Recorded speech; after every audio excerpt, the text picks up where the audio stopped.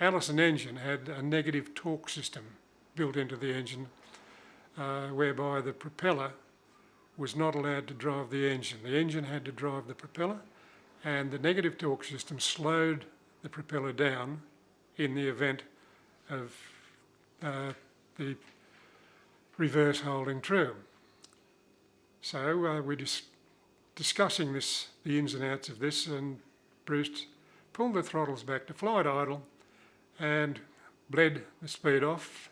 So there was Bruce, the flight engineer Barry Wallace, and myself were the heads firmly in the cockpit discussing the negative torque system and the ins and outs thereof, and waiting for one of the engines to show, or one of the torque gauges, to indicate a negative torque situation. And number 2 was the first to go. Now, when you have a negative torque situation, the propeller RPM fluctuates and the aeroplane yaws because of the change in drag. And we discussed this very knowledgeably and calmly until one of us looked up and you made that usual technical observation of, oh shit. We were nose high, inverted, and about to fall down. Luckily, Bruce had put the loadmaster in the navigator's seat during this, just in case. There was only 4 of us on the aeroplane.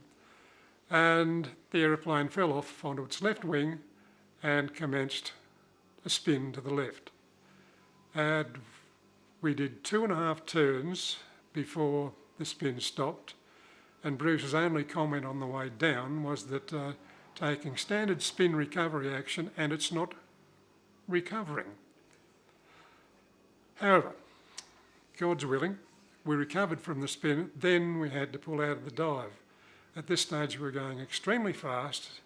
I'm not able to recollect whether I could see any horizon out of the cockpit windows, so we were in an extreme nose-down situation.